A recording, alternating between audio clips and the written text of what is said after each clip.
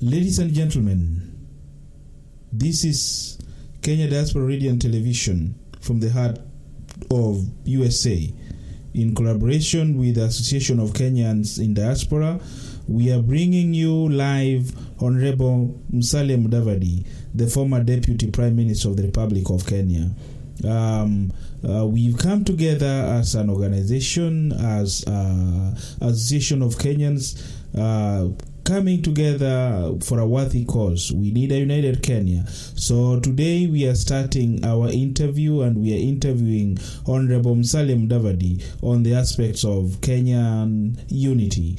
So there are so many questions we are going to ask Honorable Musalia Mudavadi, and he'll get an opportunity to explain to the whole world his vision and mission for Kenya, and the mission of ANC. What is ANC stand for? I mean, what they really want people to believe them that they are going to achieve as a coalition. Thank you very much. Have a great listening. Thank you. Tuko hapa kutoka Canada. Keriro, if you could maybe say hello to Mheshimiwa. Hello Mheshimiwa, habari yako? Salama ndugu yangu. Okay. Haya, Keriro huyo ni kutoka Canada. I will now shout out to Kojwang, Robert Kojwang ambaye yuko pale America kutoka Indianapolis. Kojwang, if you can hear me, could you just give a shout out to Mheshimiwa? Habari Mheshimiwa, mimi ni Kojwang, mimi ndio niliongea nawe jana. Asante, nakusikia, nafahamu sauti. Asante. Ndio. Haya, asante Kojwang. Haya, ningependa pia kushout out to Dr. Terande. Dr. Terande Henry is you're listening. Tafadhali, if you could say hello to Mheshimiwa pia.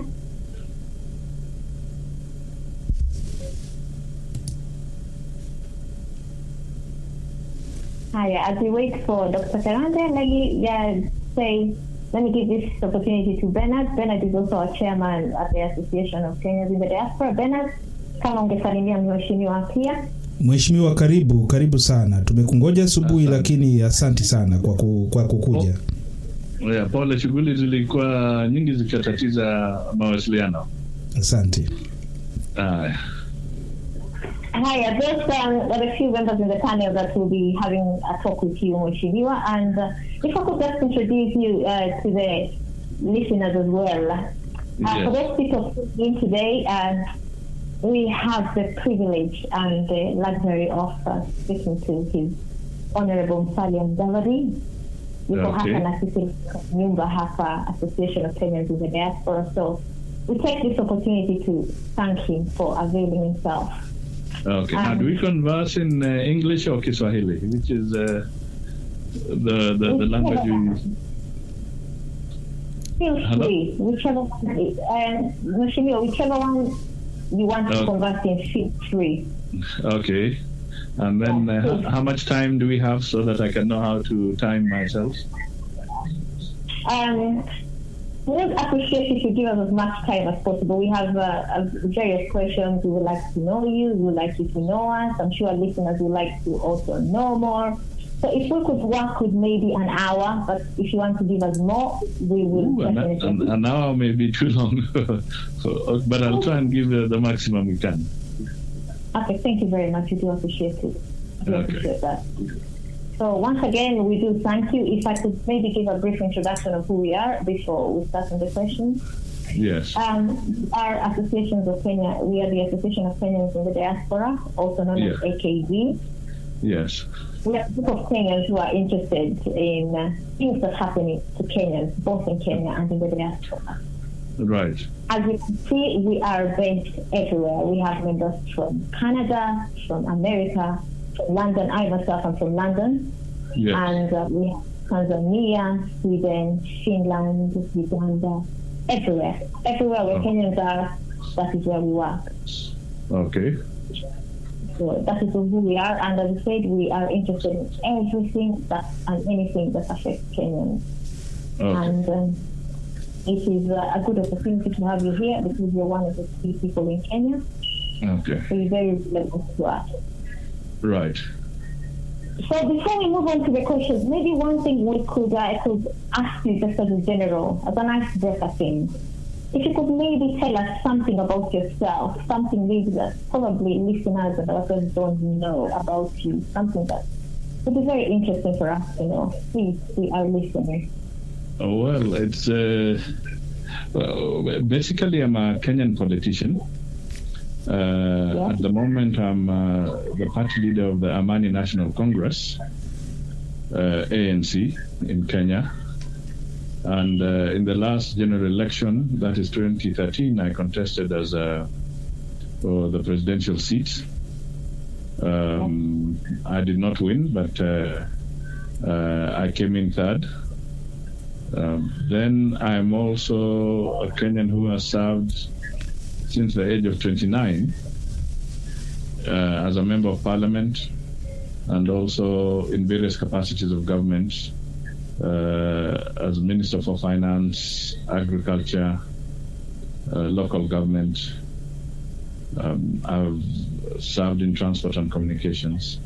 I've also been a deputy prime minister. I've been a vice president. And I also was part of the peace process with Kofi Annan in Kenya in the year 2008, after the elections that had skirmishes. So that is it. Thank you. Thank you very much. It's quite a very, very enhanced career that you've had over there, and we're quite impressed by all that.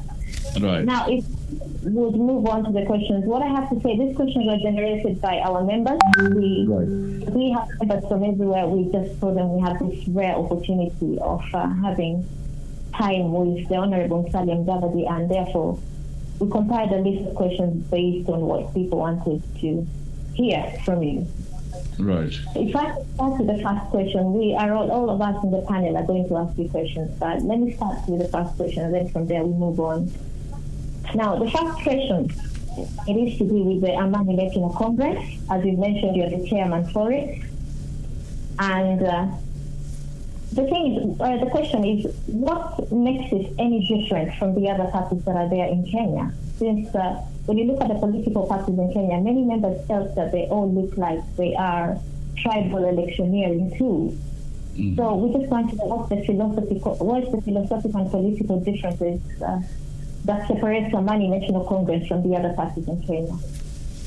Well, this is one thing that we have to be honest about in Kenya is that all political parties in Kenya do have some strong footage in one region or the other. And then they incorporate and work with other counties and people from other parts of the country.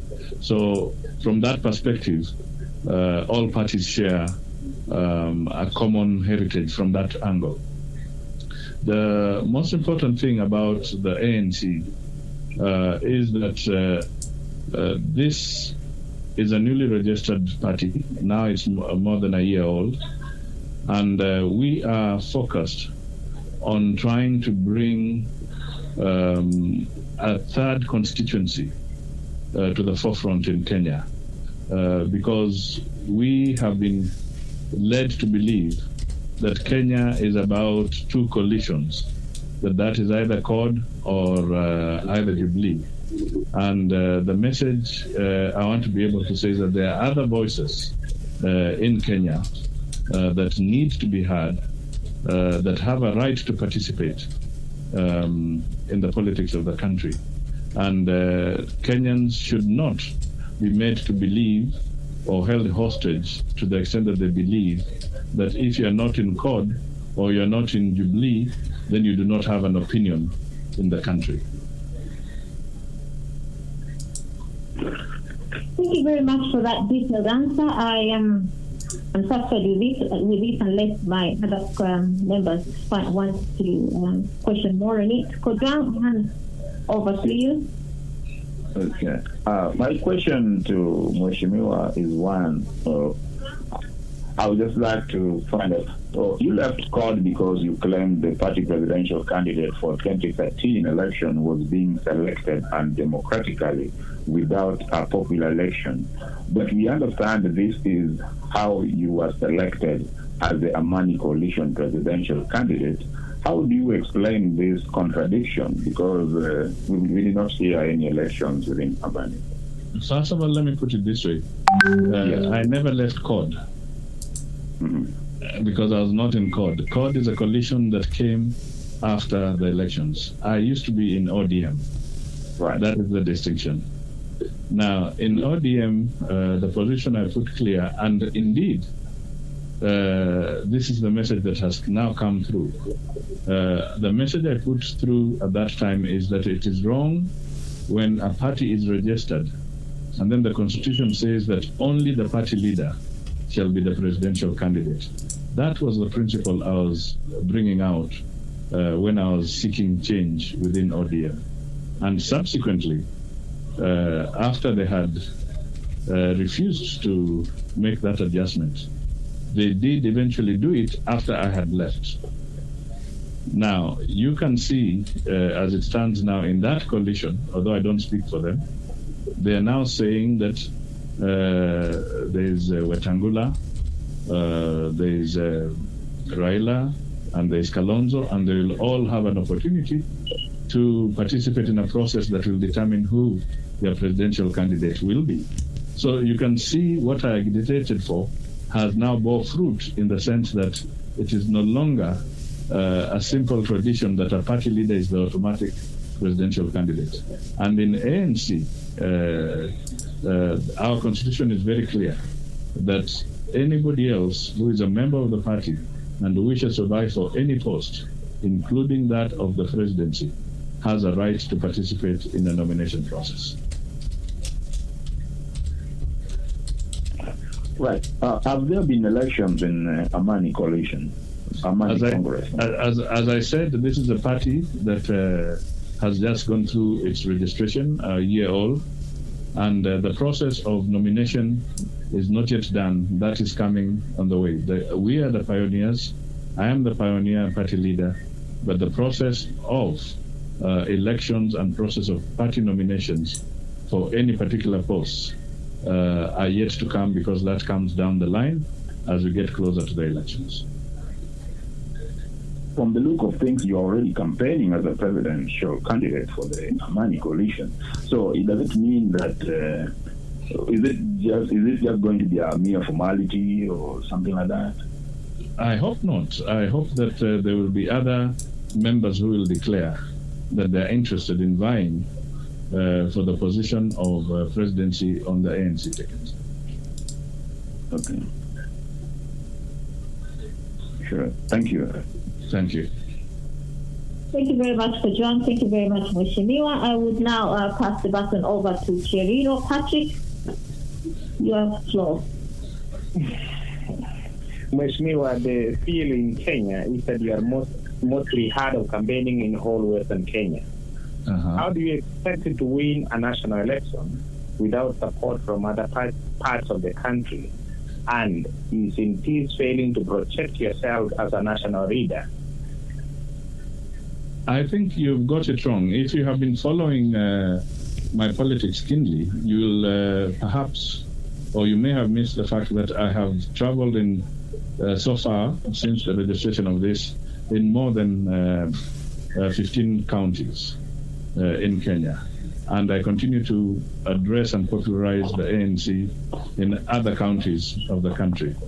And for your information, even when I was campaigning the other time, in the last election, I had the members who are within my side of the political persuasion, winning seats in Lamu, winning seats in Marsabit, winning seats in Nandi for the county assemblies.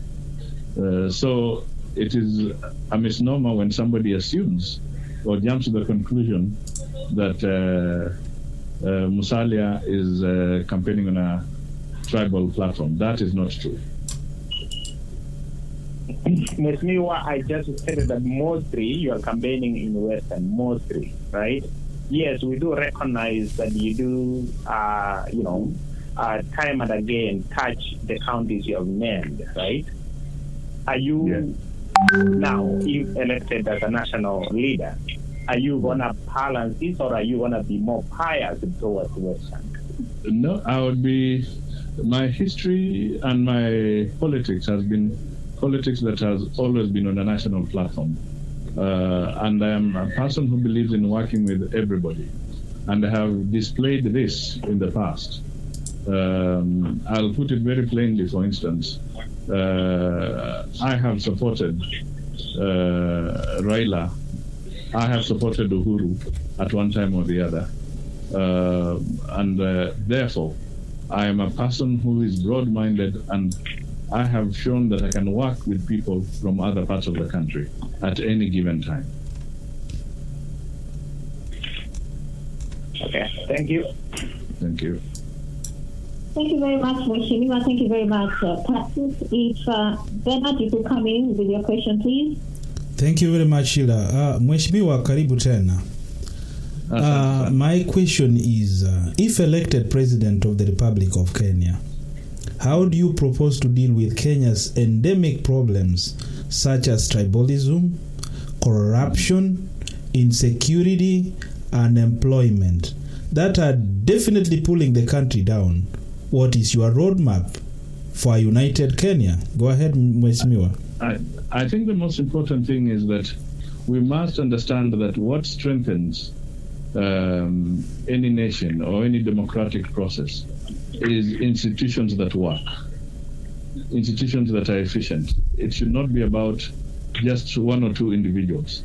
And I would like to tell all the listeners that are here is that I would have a very clear strategy on ensuring that the institutions that are in the Constitution, recognized in the Constitution, and those that may come in as a result of subsequent legislation are institutions that are built for posterity and not built to serve a regime or to just serve a few individuals. Because the weakness that we have had in our country is that institutions that are supposed to be built on the basis of merit are being used to reward individuals for political support.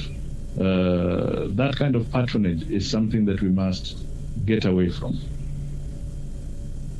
Thank you very much. Let me take you a little bit back, and when we are talking about corruption, we've not really heard you release a very strong statement on corruption issues.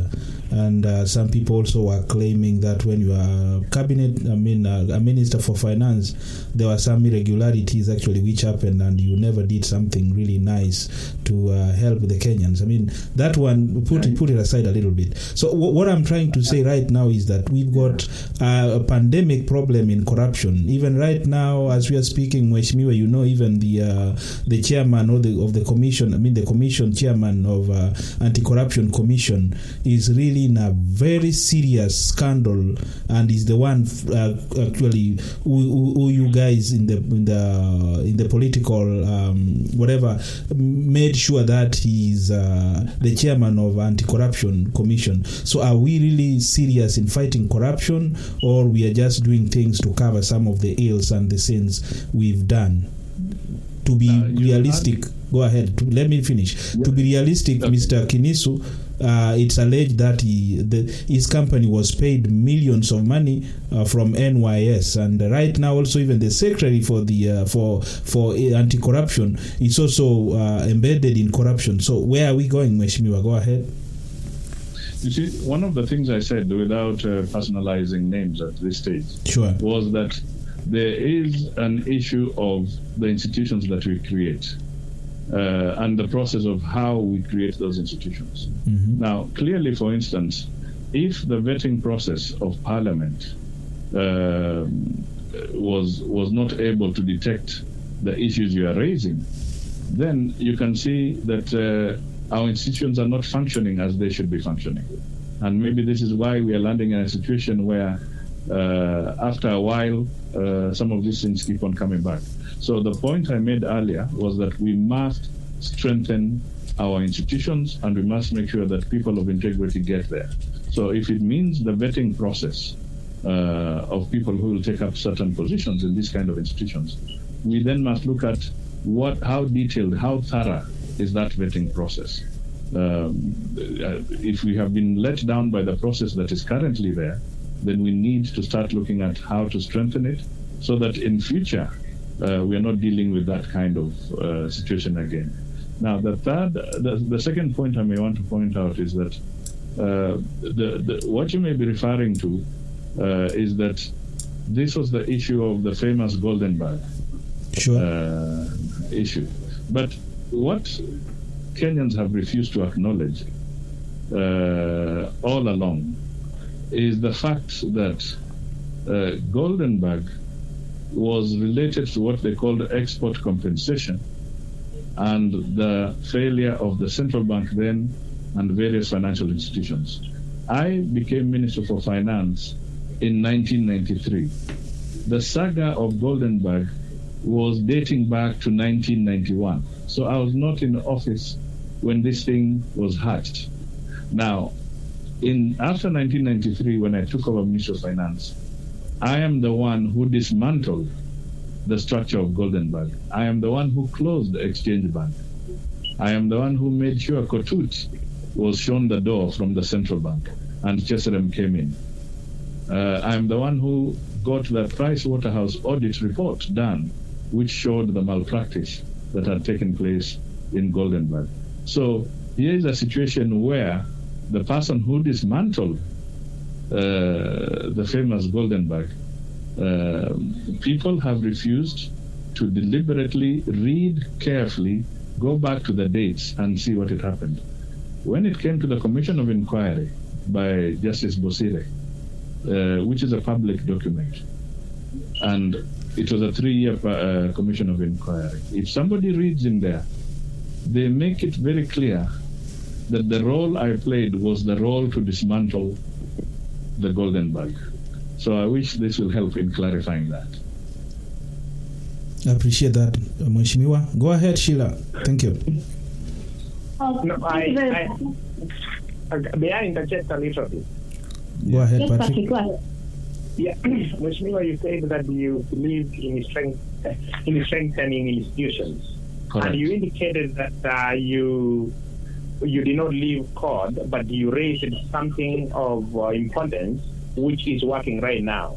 Now, Yes. if you had stayed there at that time without really moving to form another, ANC, I believe that was to be a good sign that you were really for the change, because you just initiated and then you moved, and you're telling us here that you really strongly believe in strengthening institutions, unless I didn't. Let's listen to this one carefully. As I said before, CORD came into existence in 2013. CORD is a mixture of ODM, Wiper, and Ford Kenya. All right, so I was never in CORD. I was in ODM prior to the CORD formations. And the challenge that I put across at that time was to deal with the democratic principles within ODM, which was not accepted. Now, it is only after I left, because they had refused to see the need to open up the political space, that they now said, we now agree we should amend that particular clause. Okay. Go ahead, Sheila. Okay, my question to you, Mheshimiwa, asante sana for answering these questions and asking. I should keep thanking you because we're really grateful. My question is, should you become the president of Kenya next year, which is a very high possibility, how would you make sure that your government represents the face of Kenya by making all Kenyan communities feel part of the government?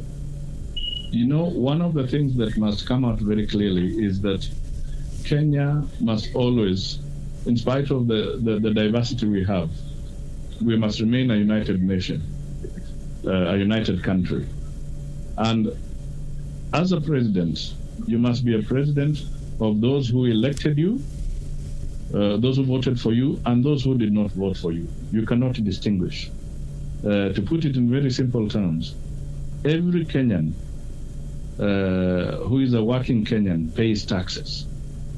So those in opposition pay tax, those in the government pay tax, or those who affiliate to government-related parties pay tax. So clearly, the mistakes I see blatantly is that when the current government, for instance, decides to skew appointments in favor of their side alone, they are definitely not supporting national cohesion. And we must bear in mind that if the opposition refuses to pay taxes, the government will collapse. So the government of the day, and if I were president, I would realize that to sustain a government, every Kenyan supports that government in one way or the other, indirectly, even if it is not from the political perspective, and they must be treated fairly.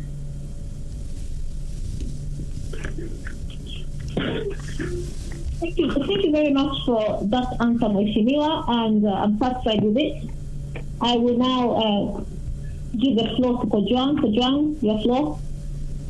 Yeah, thank you very much, and I must commend Mheshimiwa for answering those questions, especially to do with the golden bag, and he brought it very, very clear, and I think Kenyans now really see it much better. My question to you, Mheshimiwa, is that what do you see as the role of the Kenyans in diaspora in the Kenyan economic and political development?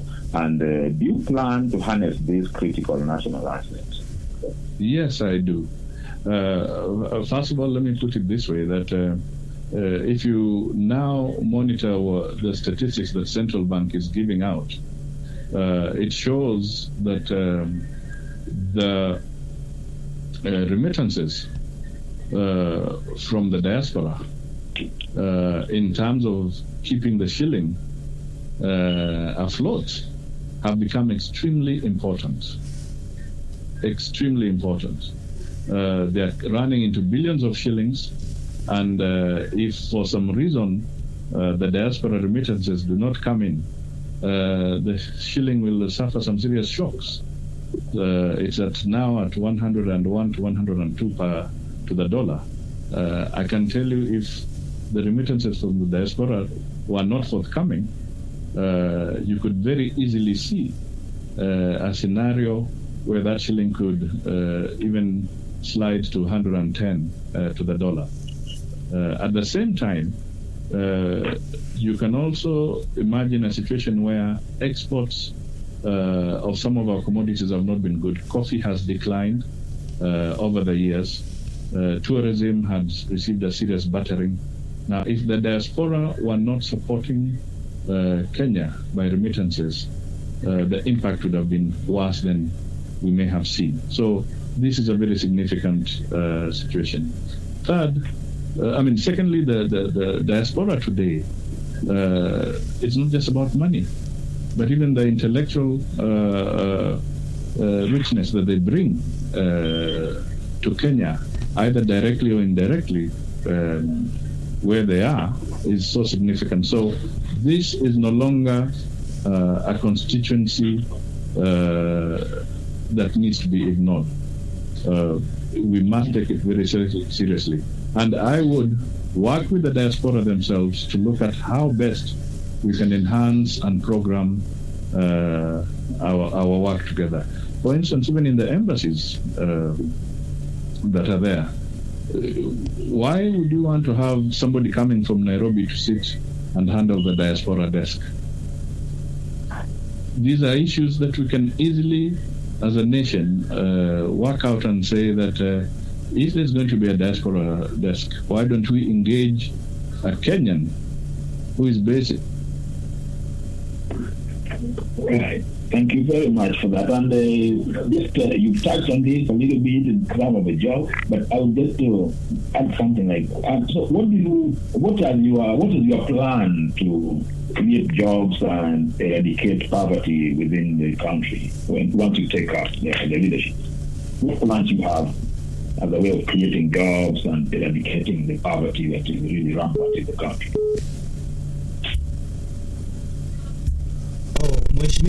Mheshimiwa simu yake ilienda, so ndiye ameingia tena.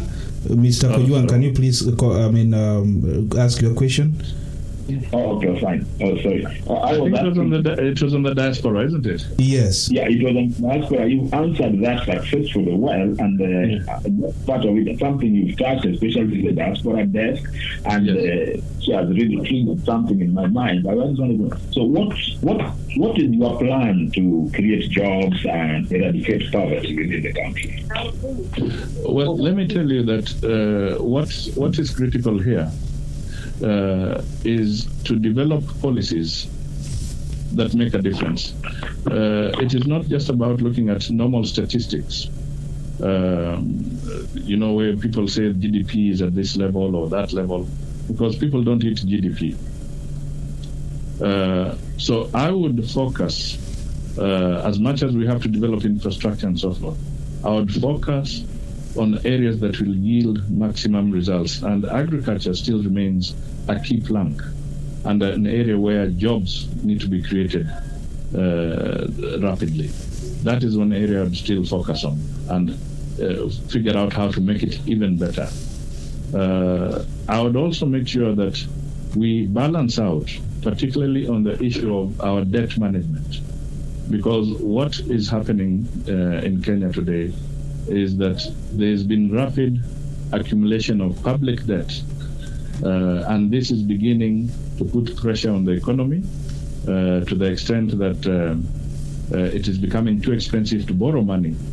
And these are issues that I would focus on. So I'm just giving a very quick synopsis of the area that I would look at. Right. Thank you very much. Yeah. That's great. I love that. Yeah.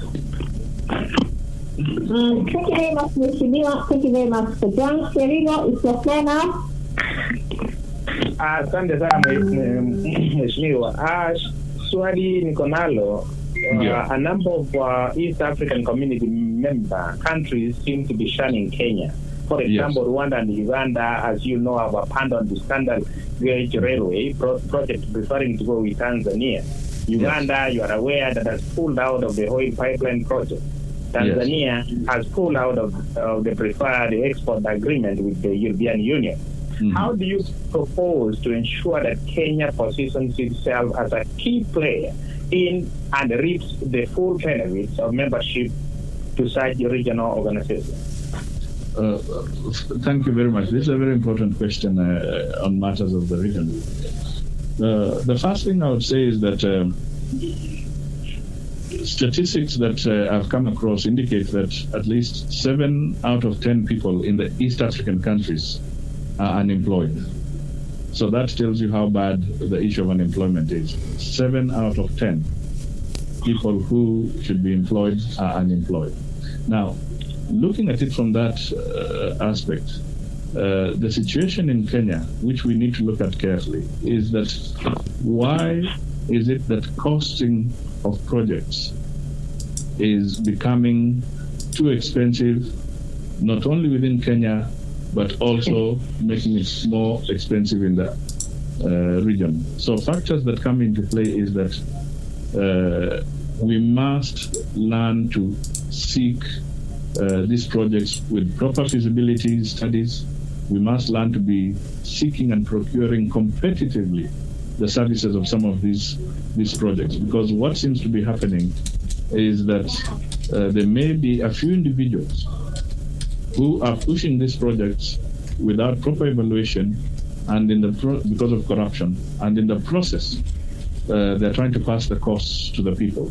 So the neighboring countries are beginning to say, look, we are not going to pay for your corruption in Kenya or your high costs in Kenya. We want to see a competitive process when you are dealing with major projects that touch on the East African region. So one factor is to quickly ensure that we are not being taken for a ride on the cost of projects. That is critical. The other thing that I would say we need to do is really to dialogue more within the East African community in the real sense of the word. We need to be able to push aggressively more on matters of commerce and trade in our discussions, because what seems to be happening is that we've been giving lip service to these issues, and it has been more ceremonial than anything else, and now it's time to give attention to the real issues.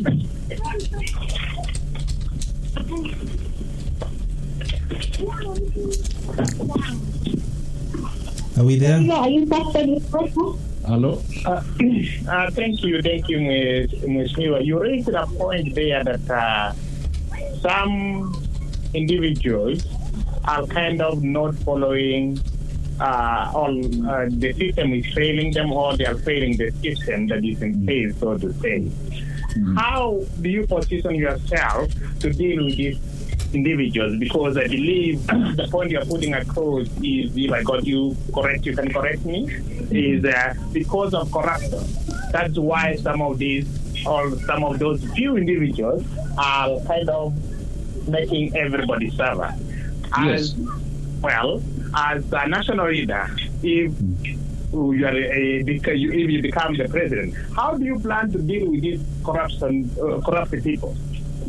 I'll come back again to say that the institutions that we create, the whole justice system, that is from the stage of investigation, the stage of prosecution, and the stage of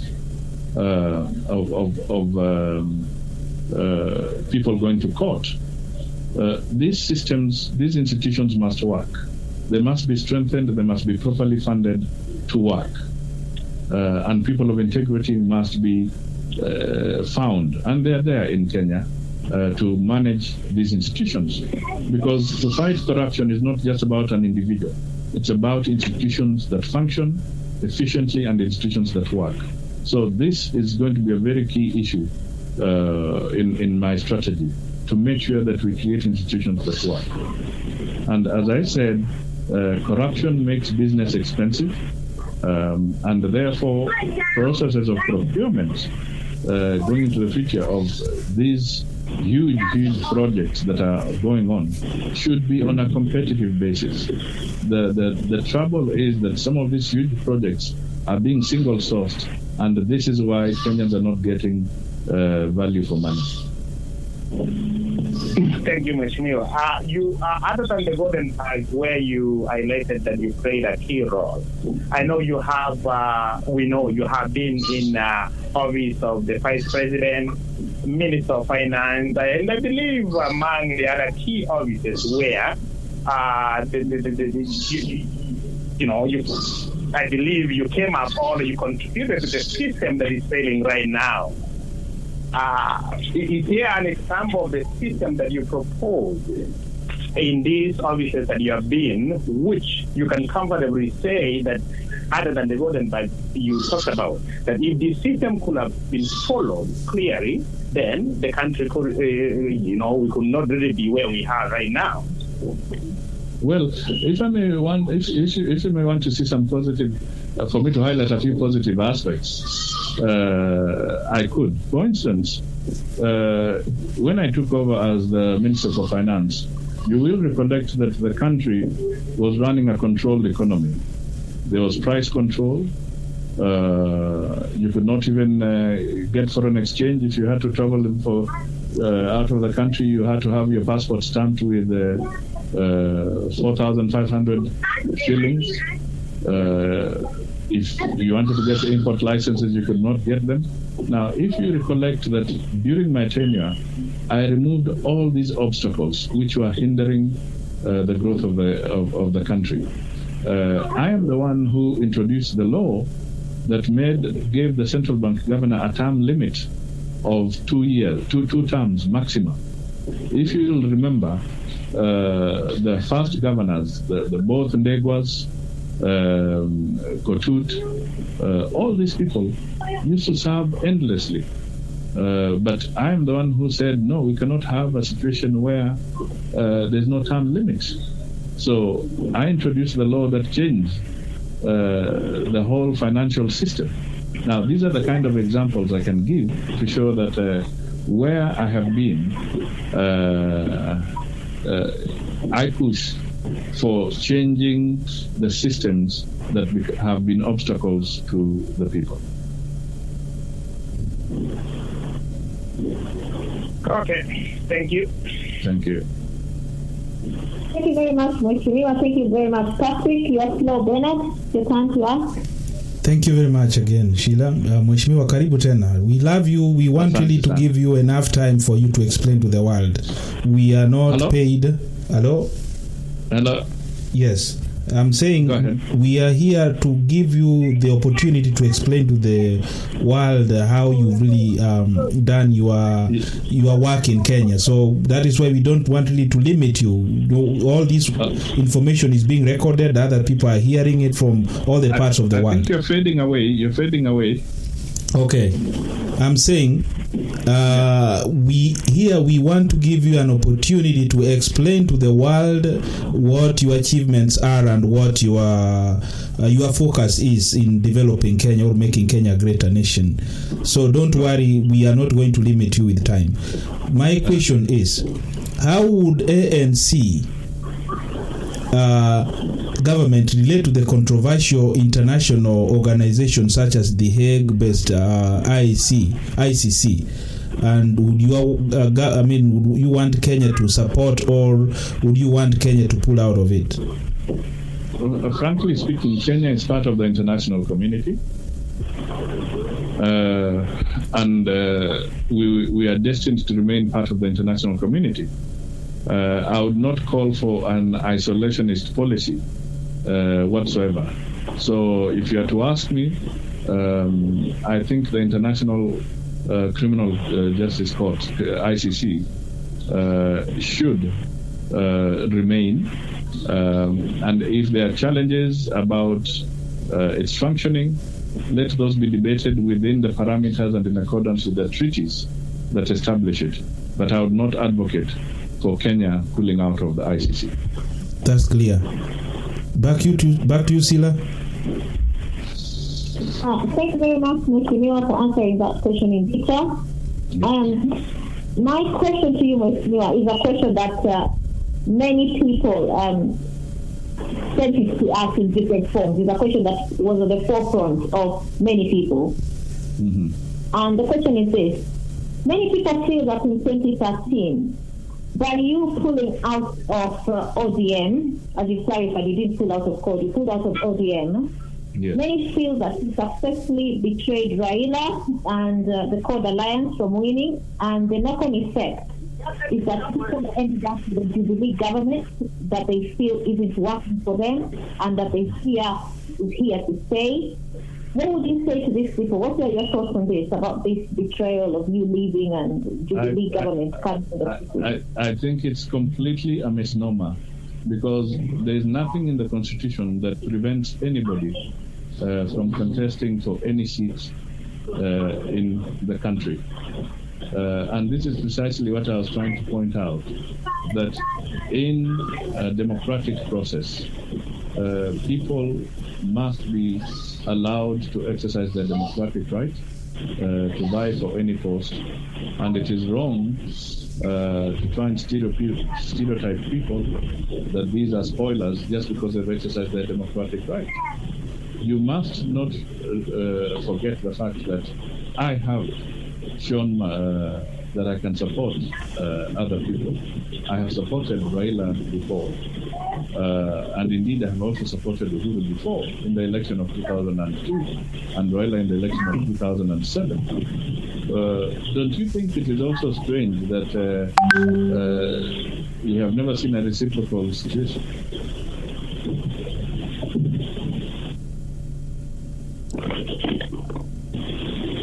Sheila, are you there? Yeah, I'm there, yes. It looks like the Mheshimiwa's number dropped out. Are you satisfied with the question? Go ahead. Yes, I am satisfied with the question. I think there are various questions around it, but so far I'm satisfied with this at this point in time. I'm sure we'll talk more about it as we continue. So John, you are... Yes. I think my question will relate a little bit with what Sheila just asked. do you regret having becoming from ODM and then probably joining Jubilee and all those things that are said about you, and that damage the possibility of God winning? No, do you have any regrets about it? I do not regret making the decision I made.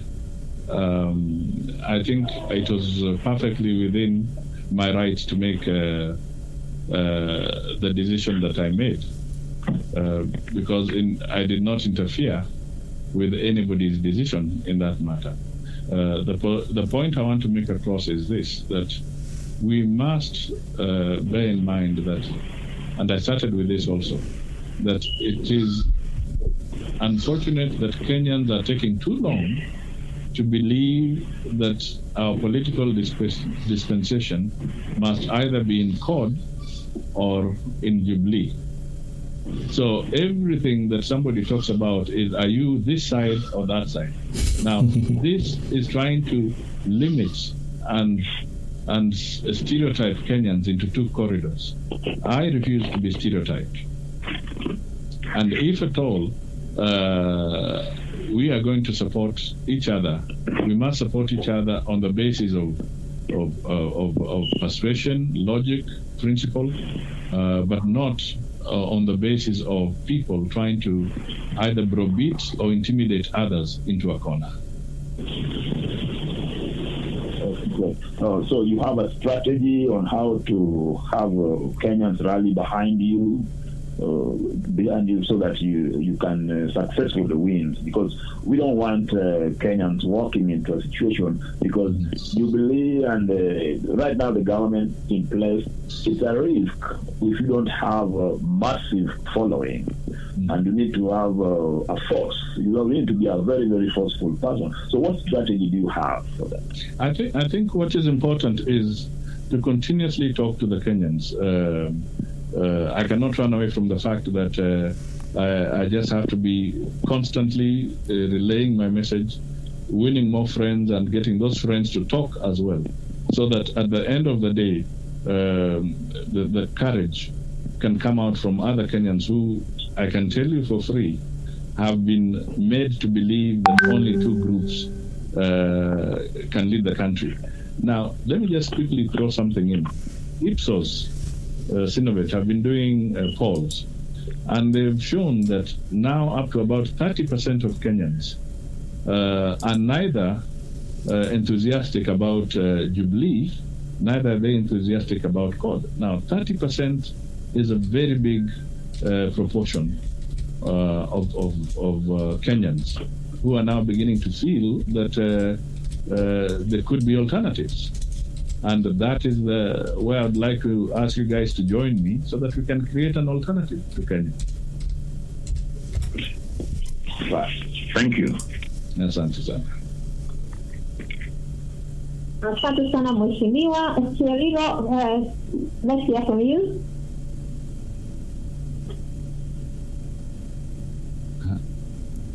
Patrick Chiriro, are you there? Patrick, are you there? Hello. Now, I can manage just about 10 more minutes. That's fine. Okay. That's fine. Sheila, let me come in pretty fast, because Patrick, we are not getting Patrick. Maybe he's okay. What I could ask you is, what is your position on ensuring Kenyans in the diaspora vote or participate in the 2017 election? Mheshimiwa. Can I be very honest here? Yes. We are in a very awkward position because the credibility of the IEBC is totally in disarray, and it's literally non-existent. And as we speak, the select committee is supposed to make its report by the 12th of August to be able to change, to provide the change that is required so that the IEBC can be seen as a more fair and balanced institution. Now, that time is so limited, and the genuine fear that you have, and which I also have, is that unless some of these commissioners resign voluntarily and then they get a severance package, this tug of war might be protracted, and they may not even prepare well for the Kenyans in the diaspora to vote. So it is a very serious matter.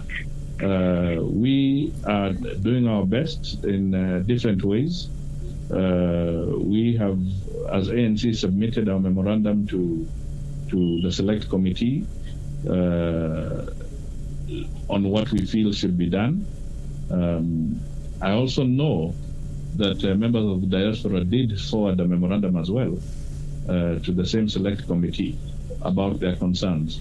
So without mincing my words, I think we need to rally together, push very carefully, because it is still vague as to whether the IEBC will be properly positioned to facilitate a fair process for Kenyans in the diaspora, let alone the Kenyans at home. Thank you very much. The current IEBC, go ahead, Sheila. If I could ask you, the current IEBC board is to be sent packing today. Do you think it's still going to be possible to hold elections in August next year? If it is done, what? If it is? If we sent IEBC packing today, we told everyone we need a new system altogether and everyone has to go. Do you think we still have enough time to hold elections next year? You see, if all the commissioners did go, it would provide an opportunity for new commissioners to come in. And these new commissioners would be more receptive to some of the changes that are being proposed in the various memoranda that we have all submitted, because the ones who are there may be reluctant to accept some of those changes. But apart from that, let us remember that the institution of the IEBC still remains. Okay? So we are dealing with a situation where the face of it, these are the commissioners, people want to believe that if they exit, then their level of influence within the institution will have diminished, and therefore elections can still be held by August next year. Well, thank you very much. If I could just wrap this up by just asking my colleagues to ask one last burning question each, and then we can release Mheshimiwa. So if we start with you, Kojuang, one last, other than Cherry as well. If we could all ask one question each for Mheshimiwa before we release him. Okay, to ask just one question. Do you believe removing the Jubilee government from power is a priority at the moment? Yes, it is. It is a common objective. Okay. Thank you. Okay, now, Bernard, if you could ask your burning question, please. Yes, let's now go back to Western, and I'm speaking about Mr. Ababu Namwamba. Yes. Do you really believe that Ababu Namwamba is making the wisest decision to quit ODM and join ANC? And if you are really having Kenya at your heart, is this a wise decision based on what we've really heard about Namwamba's escapade, especially with Mr. William Ruto? Because William Ruto has stated out there clearly that it's him who is wrecking ODM and the opposition so that we can have one single party. So is this this phenomenon of having one single party, is that the way Kenya can develop, or there must be something totally different? And my last question is, the Jubilee people called you a devil, a Satan. But you see here, you told us very well, from the bottom of our heart, that we should abandon ODM and then you told your troops to go and join Jubilee. And right now you are really distancing yourself from Jubilee. How do we believe and trust that whatever you're really telling us is the truth? Go ahead, Mheshimiwa. Okay. Now, the first thing I want to put across is that I have not received official confirmation from Ababu that he's joining me at ANC. But I can tell you I'd be happy if Ababu chose to join my party. Because the party is not about chasing people away, but it's about encouraging broader membership. So that is the way I would look at it. Now, the second point that maybe one should be asking is that it would be useful to get an opportunity to listen to Ababu from a different perspective and ask that what is it that may have made Ababu, Utuoma, and others feel unhappy within the ODM party. I think these are fundamental questions that ODM itself must answer. It should not always be that because people have disagreed within a party that they're now branded as being traitors or something like that. I think we must broaden our minds on these aspects. Okay, let me quote. Go ahead, Mheshimiwa. Let me just interject. Let me quote Dr. Kalwale in Babatim. Dr. Kalwale is on record saying that you are a project, and he was part of the project to ensure that Raila Odinga does not ascend to presidency. That is, I've just quoted Honorable Kalwale, and he was even in JFK TV a few days ago, and this is what he actually said. So, are you distancing yourself from Mr. Kalwale, Dr. Kalwale's sentiments? Have you ever followed Kalwale's politics and seen how he has been moving? I've been with Kalwale, Daktari. I worked with Kalwale in Kakamega PGH for 10 years, so I know Kalwale. Now, from a very honest perspective, how would you define him? I'm not a politician, so Daktari, I've not really. I was relating with him in a very professional perspective. Yes, and I'm trying to tell you that to what extent can you really trust Boni Kalwale from a political perspective? Mheshimiwa, I'm not a politician. I've related with him in the professional aspect, and that one was okay. So basically, the point I'm trying to say is that Kalwale is not worth our time. We should not even bother talking about him. I think what we should be looking at is that let us develop politics that is decent, that is civil, that is not about name-calling and political stunts. This I have never subscribed to, and I do not intend to change my style and subscribe to that kind of approach. So I would say very clearly here that going forward, what would be important is that we need to dialogue, even those of us in the opposition, like myself and others, to dialogue and see whether we can find common ground, and not to spend time looking at the past at every other corner and imagining that we cannot define ourselves into the future. I think we should be looking futuristic. We should be working towards the 2017 elections, and we should have an open mind to be able to work and coalesce on certain principles that would unite us. Sheila. Thank you very much, Mheshimiwa. If Patrick Cherio, your burning question, your last question for Mheshimiwa today before we release him. Patrick, are you there?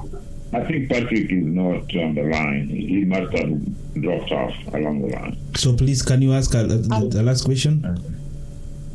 Okay, Mheshimiwa, if I could just speak on, ask before Patrick is there. We can't finish this discussion without talking about the school fires that are now happening in Kenya. The school fires, the children back to school. Yes. I don't seem to have had your comments on the school fires. If I could give you the floor right now and you tell us, what do you think could be the solution to these school fires? What do you think is happening? Please, let's hear from you. I think what is important is that there must be some serious investigation into what is happening to these in these institutions. Is it an organized crime syndicate that is up to some mischief for a particular purpose which we do not know yet? Is it a situation where there is rivalry amongst the teachers and maybe some are involved so that they can get certain heads of schools evicted? Is it something that involves boards of parents? So is it something that is commercial, for instance? Maybe people feel that they have not won certain tenders in those schools and therefore they want to. So it could be anything at this stage. And I think what is important is for the investigative agencies to act swiftly so that the matter can be dealt with. Thank you very much, Mheshimiwa. Excuse me.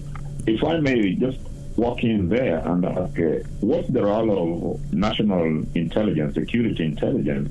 Because we have a pattern of fires that have been coming up, and if we have an intelligence unit, like, is it? Hello, Mheshimiwa, simu yako ilikatika, tumekurudisha. Sorry, what happened again? Yeah, simu yako ilikatika. Okay. What I was just asking again is that what's the role of the National Intelligence Service?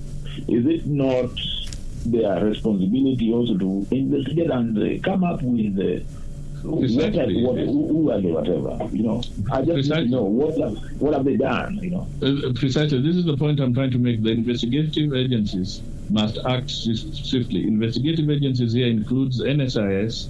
It includes the criminal investigation department, all these, and even the police itself. They all must quickly and get together, move swiftly, and find out what is the cause of this, because it's unbelievable that there can be sporadic banning of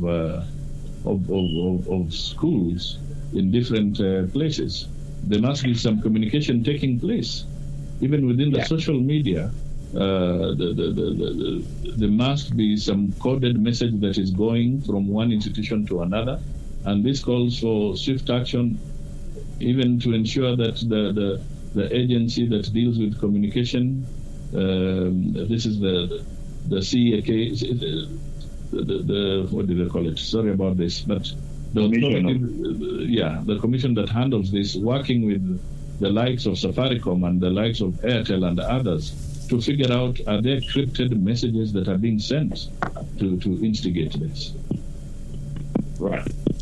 Yeah. Because you are the leader, one of the leaders within the country, I think we need to make noise, a lot of it, and questioning why they are not, because we cannot have a pattern of more than 100 schools already, and the NIS is just silent, not telling us anything. The other day when some politicians were in the country, we said that we diverted the entourage because we suspected there was something going to happen.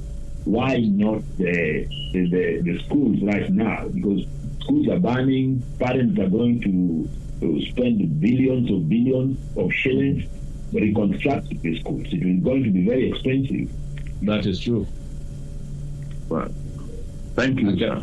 Okay, thanks. Thank you very much, Mheshimiwa. Sheila, closing remark, please, before I close. One last thing before Mheshimiwa goes. Yes.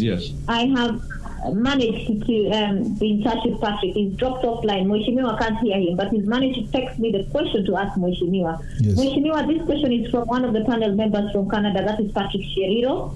And I must say, among the messenger for it. So if you do want to shoot the messenger, ni Patrick for Canada utafute. The question is here. In 2002, when everyone was charged to front you for presidency, you sidestepped everyone to team up with Moi. You were appointed last minute to be vice president to destroy the opposition. Should you be trusted now that you are known for betraying the opposition? First of all, let me put it this way. There was no official communication or appointment that I was going to be the presidential candidate in 2002. You see, these are rumors. There was nothing like that. So we need to discount that rumor.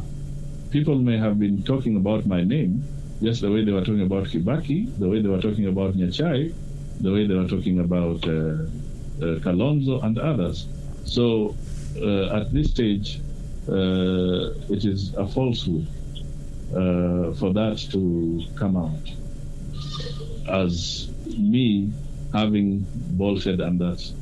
Now, the other thing that I said, and I said this quite a number of times, that I do not necessarily move by just mere emotional whims. But I can tell you that I reflected very carefully, bearing in mind that we have had long family ties with the Moi family. So it was an agonizing moment, but I made a consensus decision to say that let it be as it was then. And it ended that way. So it was nothing else other than that. Thank you very much, Dada Sheila. Let me also interject. There are listeners who have also sent questions. We are not going to take as many questions as possible because Mheshimiwa, I think, is tired in answering some of these questions. We can invite him actually to Skype or do a radio consultation with him even from Kenya. But there are two burning questions. There is one, he says his name is Billy Mukongo. He's actually a neighbor to Honorable Musalia Mudavadi from Kenya. So he's saying, are you really honest? Because still the question rings back to him and says, okay, in 2013, they called the Jubilee people called you a devil. And after the election, you went ahead and said, let's work with these people. So even if you are trying to say you don't really have any hate relationship with the current government, are you really comfortable working with Ruto and Uhuru? And finally, what can you say about the current state of Kenya? Go ahead, Mheshimiwa. That we have only taken one question from online. First of all, I'm not in government. Yes. I'm outside government. I'm not even in parliament. So this message must be understood. The person asking that question is making a presumption that I'm in government. I am not in government. So it's completely misplaced in my view. Right? Yes. The second thing, let me put it plainly. In 2007, all right? Yes. When we negotiated out of the chaos in Kenya and Otaville, and Raila, who had been a presidential candidate, became a prime minister, the famous Serikali ya Nusu Mkate, was that a betrayal? He can't speak. Just answer the question, Mheshimiwa. He can't speak. He's listening. Yes, it's a rhetorical question. Sure. That was it then a betrayal for me to support Raila and for him to decide to work with Kibaki? Was it a betrayal? Thank you, Mr. Billy Mukongo, wherever you are listening. You've heard the way Mheshimiwa has answered you.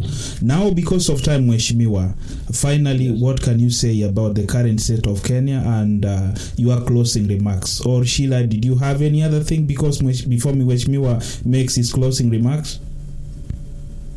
No. I think we kept Mheshimiwa enough time. So yes, if you could answer the question and then give the closing remarks, that would be appreciated. Thank you very much, Mheshimiwa. Your time. Yes, I think Kenya is at a crossroads, and I think the implementation of the constitution in Kenya has become a challenge, especially by those who are supposed to lead the implementation process, and that is the government in power. Aspects about devolution are not going as they should be.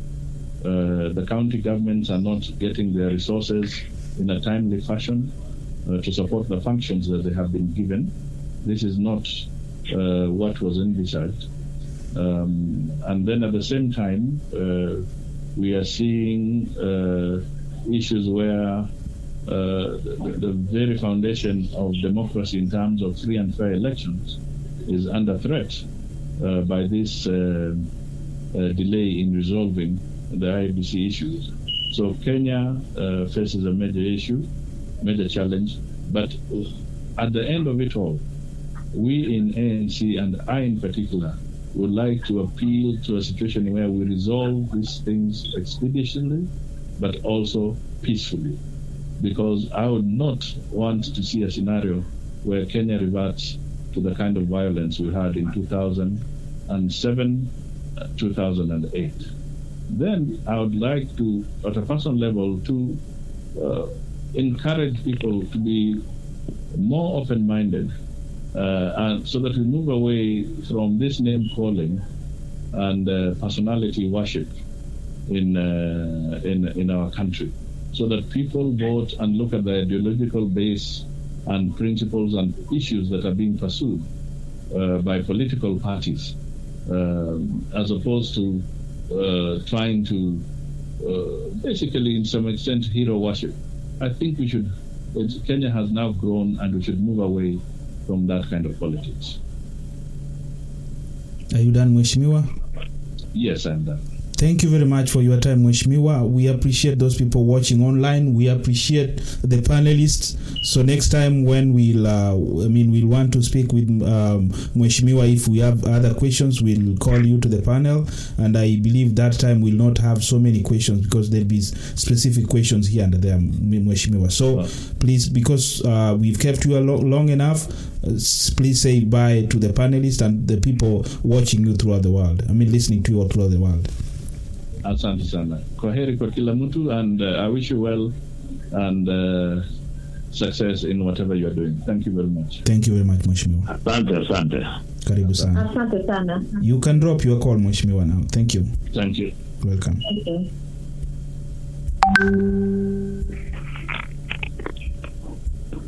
Okay.